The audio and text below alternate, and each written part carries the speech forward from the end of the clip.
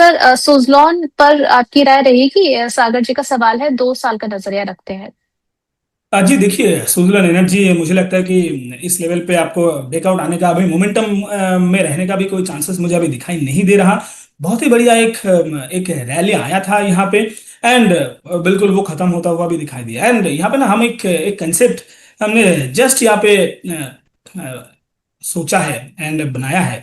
देखिए, ये कोई नॉर्मल जनरलाइज्ड कोई मार्केट में भी चल रहा है ऐसा कोई कंसेप्ट नहीं, पर हम ये मानते हैं कि 2024 के आसपास अगर कोई भी काउंटर में एक हाई लगा है एंड हम्म। वो उस हाई को वापस से क्रॉस नहीं किया है, तो मुझे लगता है एंड पूरे पीएचडी कैपिटल को ऐसा लगता है कि उस काउंटर में आप देखेंगे, ज्यादातर रेलवे काउंटर्स को भी देख लीजिए, डिफेंस को भी देख लीजिए, कुछ चुनिंदा काउंटर्स को छोड़ के तो यहाँ पे ये इस एक बीमारी से जूझता हुआ आपको दिखाई देगा, जैसे कि स्विट्जरलैंड भी जूझता हुआ दिखाई दे रहा है। 2024 पे एक हाई लगा था सितंबर के आसपास एंड वापस से उस हाई के ऊपर कभी भी जाने की कोशिश नहीं किया, एंड उसके बाद भी कोई कुछ भी हाई लगा है उस हाई को भी काउंटर क्रॉस नहीं कर पाया। तो इस तरह के काउंटर में हमें लगता है कि यहाँ पे और भी आपको टाइम देना पड़ेगा। एटलीस्ट हो सकता है कि 2026 में निकल जाए, 2027 कब आके यहाँ पे आपको एक पॉजिटिव मोमेंटम आता हुआ दिखाई देगा, ये एक्चुअली हम आपको स्पेसिफिक बता नहीं पाएंगे। तो अगर किसी के पास है, बिल्कुल देखिए, एक स्टॉप लॉस जो मुझे दिखाई दे रहा है वो 44 के आसपास, एंड अभी जो लो लगा था 45 के आसपास, मुझे लगता है कि इस लो को भी काउंटर तोड़ देगा। एंड 44 के आसपास एक स्टॉप लॉस, मुझे लगता है कि वो भी काउंटर एक बार टेस्ट करने के लिए जाएगा। तो अगर वो पेन झेलने का आपका पास क्षमता है तो बिल्कुल आप वेट कीजिए।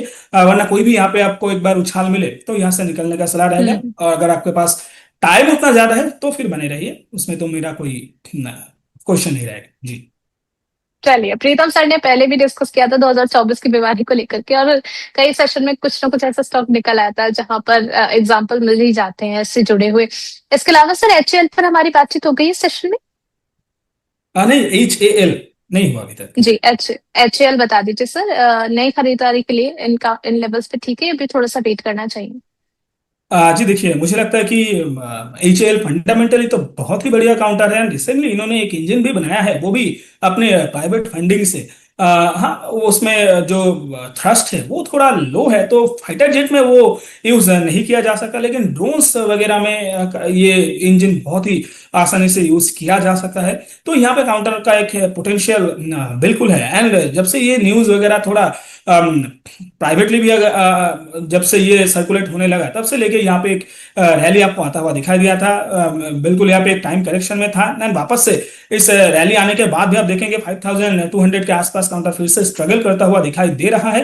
एंड मुझे लगता है कि अगर काउंटर 5200 एंड 150 के ऊपर एक बार वीकली लेवल पे सस्टेन करे तो फिर यहाँ पे एक रैली आने का चांस मुझे दिखाई दे रहा है। बाकी देखिए, काउंटर कभी भी आपको हम्म। एक बार जो रेंज यहाँ पे बना हुआ आपको दिखाई दे रहा है, जिसका बॉटम की अगर मैं बात करूं तो 3500, एंड जो रेजिस्टेंस की बात करूं तो 5000। अगर कभी भी काउंटर आपको उस बॉटम के आसपास मिले तो बिल्कुल यहाँ पे खरीदारी करके जाइए।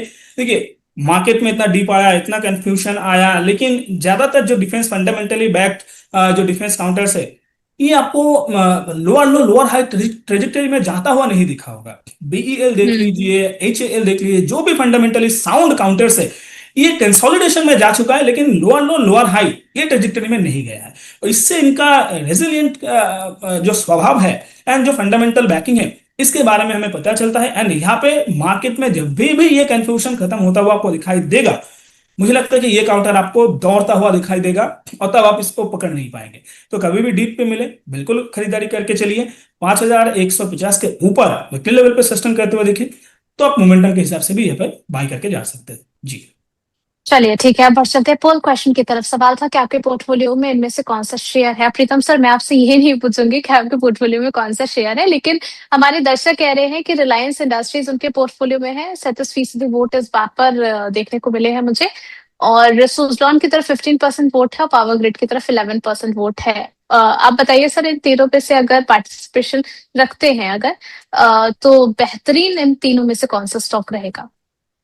जी देखिए, बेहतरीन तो इन तीनों में से रिलायंस इंडस्ट्री ही सबसे बेहतरीन है। एंड ऊपर से देखेंगे, कभी भी यहाँ पे अब अगर मैं बात भी करूँ पूरे एनर्जी ऑयल ये सारे लगे, तो रिलायंस इंडस्ट्रीज के पास एक दुनिया का सबसे बड़ा जो ऑयल रिफाइनरीज है उनमें से एक रिलायंस इंडस्ट्रीज के पास है। हम्म। मुझे लगता है कि अभी ये काउंटर जिस लेवल पे है, निफ्टी 50 अभी रेंज बाउंड ट्रेड कर रहा है, एंड निफ्टी 50 का सबसे दिग्गज जो काउंटर है, पूरे इंडियन मार्केट में भी सबसे दिग्गज कंपनी यही है। तो इसीलिए जब जब तक निफ्टी में आपको एक मोमेंटम आता हुआ नहीं दिखाई देगा, तो यहाँ पे भी मोमेंटम आता हुआ आपको नहीं दिखाई देगा। And अगर कन्वर्सली मैं कहूँ कि यहाँ पे जब तक आपको मोमेंटम आता हुआ नहीं दिखाई देगा, ये HDFC, तब तक निफ्टी 50 में आपको उतना बड़ा मोमेंटम आता हुआ नहीं दिखाई देगा। तो ये आपस में जुड़ा हुआ है। लेकिन मुझे लगता है कि स्टैगर्ड मैनर पे आप बिल्कुल इस काउंटर में आपको खरीदारी इस लेवल पे करना चाहिए। एंड जिनका फ्रेश खरीदारी है अभी यहाँ पे कर लीजिए, जिनके पास पहले से था वो बिल्कुल इस लेवल पे आपको एक एवरेजिंग या फिर कहिए पिरामिडिंग भी आप इस लेवल पे करके जा सकते हैं जी। चलिए ठीक है, बहुत बहुत शुक्रिया प्रीतम सर हमारे साथ जुड़ने के लिए और कई सारे सवालों के जवाब देने के लिए। डिस्क्लेमर आपके